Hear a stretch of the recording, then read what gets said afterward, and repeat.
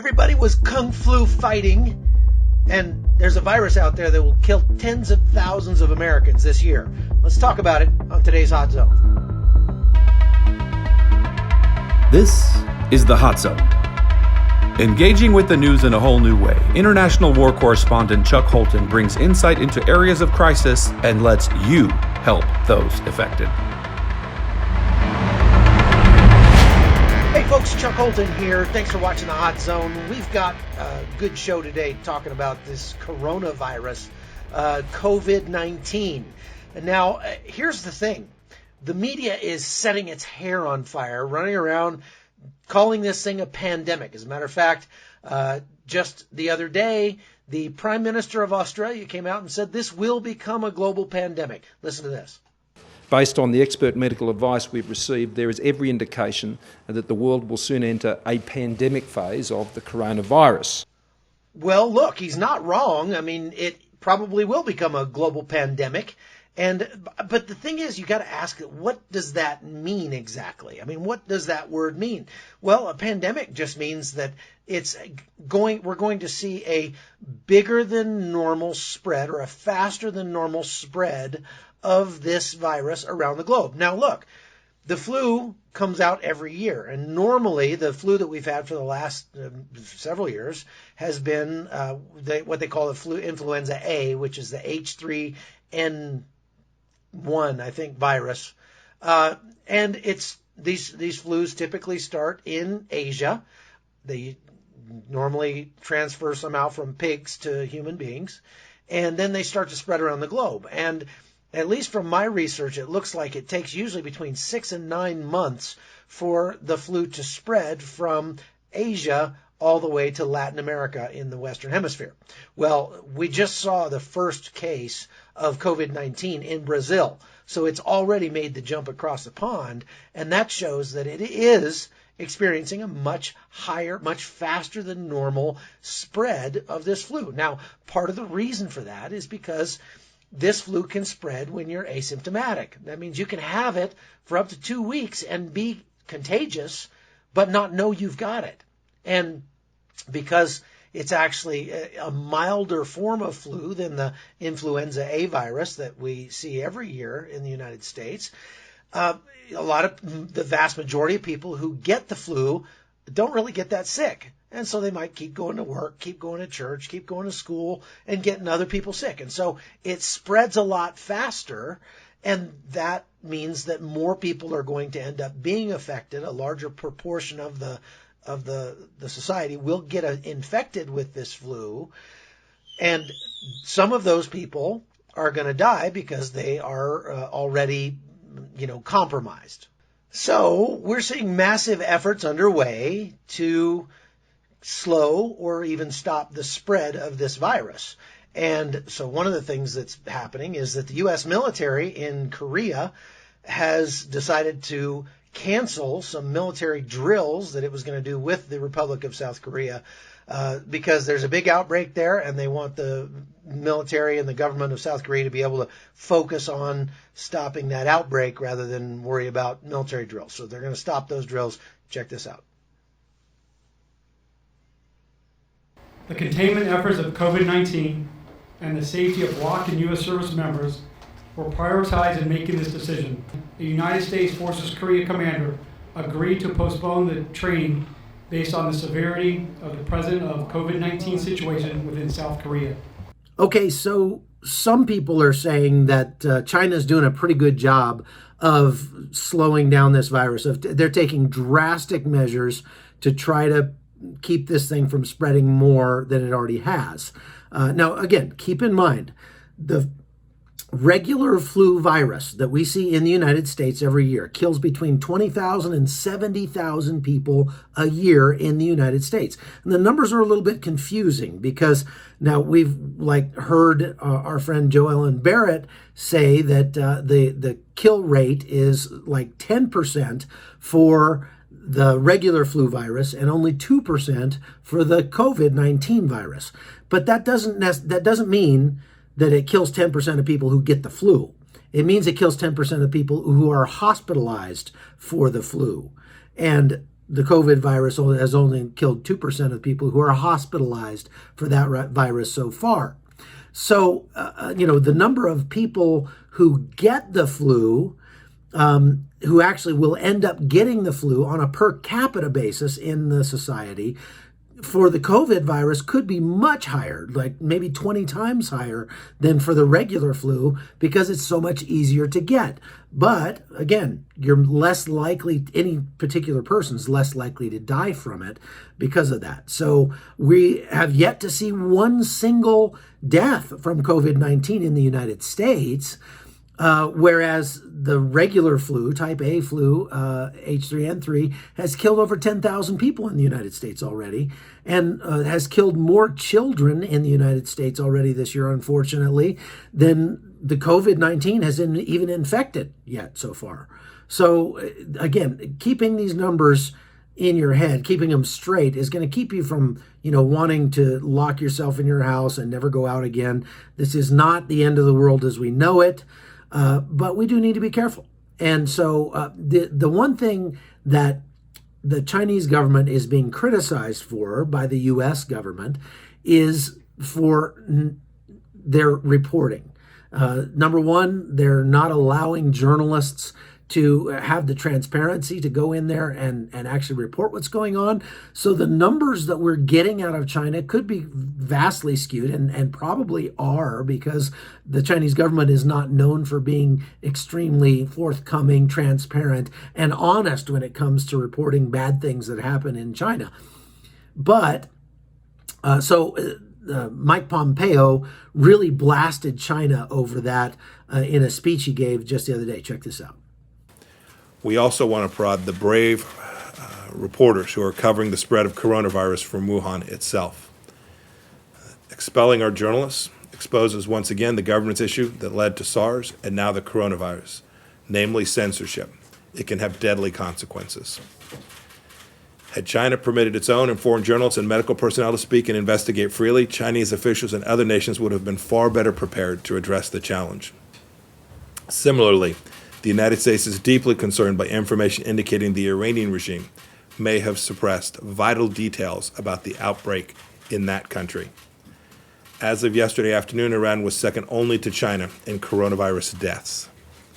All nations, including Iran, should tell the truth about the coronavirus and cooperate with international aid organizations. So lastly, I just want to bring in my friend Todd Bensman to talk about the threat on our southern border, because there have been Chinese who have come across that border. Here's a little bit from our conversation. All right, so I got my friend Todd Bensman on the show here just to talk about the Chinese migrants coming across our southern border. The Democrats are saying that Donald Trump is not doing enough to address this coronavirus issue, and yet they're the ones that are for open borders.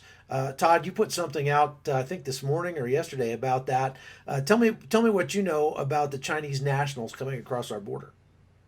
Sure. Well, for one thing, we have had Chinese nationals coming in over the southern border for as long as anybody can remember. It's just simply a route that exists. It's been there for decades. We get hundreds of Chinese coming in over that border. Usually they are coming in smuggled by Chinese syndicates. It's usually an indentured sort of arrangement where once they're in the United States, they have to pay back the smuggling fee over time, or else something bad will happen to their relatives in China. So they come over. It's a pretty well funded operation. They're usually not on the ground through Mexico and places like this. They use air travel. They'll fly into Reynosa or Matamoros or one of the northern Mexican cities, and then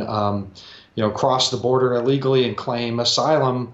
All kinds of different whatever's in vogue at the time. You might have for a long time it was Falun Gong, if you were a member of the sort of religious organization in China, which the government was clamping down. Suddenly, you could, or even if you weren't, you were just saying, "Oh, I belong to Falun Gong." You could say that you're a Christian when you're coming across almost every time, and you'll get asylum here in the United States on that grounds because they're communists and they don't like the Christians, that sort of thing.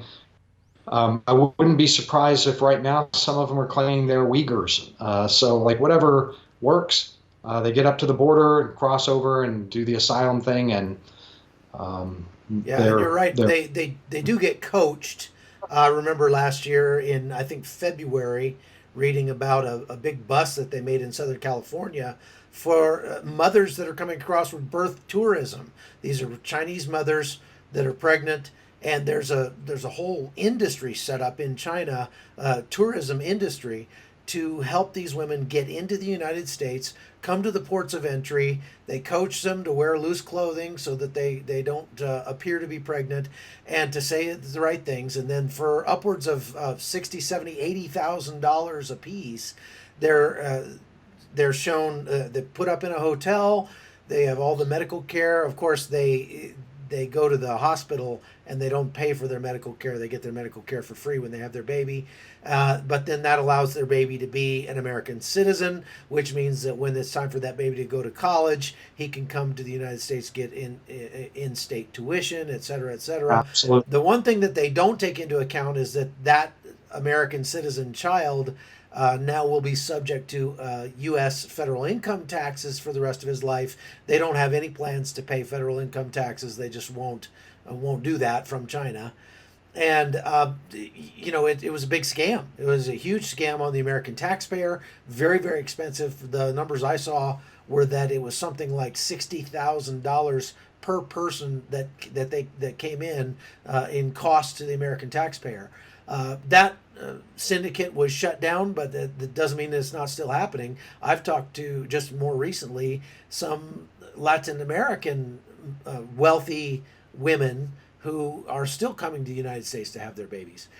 So obviously a major problem even before the coronavirus, but now with this, it's a much bigger concern. Well, yeah, you would think that if there's big public debates throughout the United States about shutting down air traffic from South Korea or China, like there is, that you would also be looking at the border where plenty of Chinese are coming in. I have friends in the Border Patrol who tell me that they're coming in Del Rio. I'm in Texas now, coming in Del Rio. There were about 90 of them caught in the Rio Grande Valley sector, Border Patrol sector down in the southern tip of Texas. That's Laredo. Now, when was that? Do you know when they caught those 90 Chinese, or is that this year so far? All within the last 6 weeks. Oh, okay. So they come in. Now, I've also heard that they're coming in from Canada. I wonder, though, now with flights being shut off from China, if that will be more difficult. The flights have not been shut off from China to Latin America, and so at least not that I've seen. So I think that we might actually see more of them coming in from the southern border. Well, and you have to treat all traffic, all avenues equally. If you're authentically concerned about people from countries where infections are spreading coming into the United States, you have to treat all avenues with equal concern. And when I tweeted out about the 90 Chinese that came in down in the Rio Grande Valley, man, I've got quite a bit of pushback. For one thing, I'm just simply called a liar. Border Patrol is said being called liars, like it's like they're not. They're just making it up. Yeah, right. That it's even happening, right. But this has been happening forever. I mean, anybody who knows anything about the border knows that Chinese have always come in over the southern border through Mexico and other ways as well. And the interesting thing about him is that, and I used to be in law enforcement intelligence here in Texas, and we dealt with this issue. You can never get a Chinese migrant to talk outside of their coaching lane, whatever they've been. They will not talk ever. And you can't find out much at all about who's smuggling them or their routes or how long it takes or anything like that, because the syndicates that brought him in one of the things that the traveler has to do is provide all of their relatives' names and addresses and everything back home, and anything goes awry over here, and somebody's going to get hurt over there, and they all know it. And these guys have a credible threat. Yeah, we see that in Panama as well. There's a tremendous amount of syndicate activity, and this is we're not even touching on the Chinese government and the just industrial strength espionage that they're fomenting on the whole Western Hemisphere. And not to mention the Belt and Road Initiative and all that stuff. But suffice it to say, I think that for as long as coronavirus is an issue, that obviously we need to be taking a stronger stance on the U.S. southern border, and yet the dumpster fire that is the Democratic Party right now. I saw that Nancy Pelosi said that we should be diverting funds from the southern border to deal with the coronavirus, which is just absolutely insane.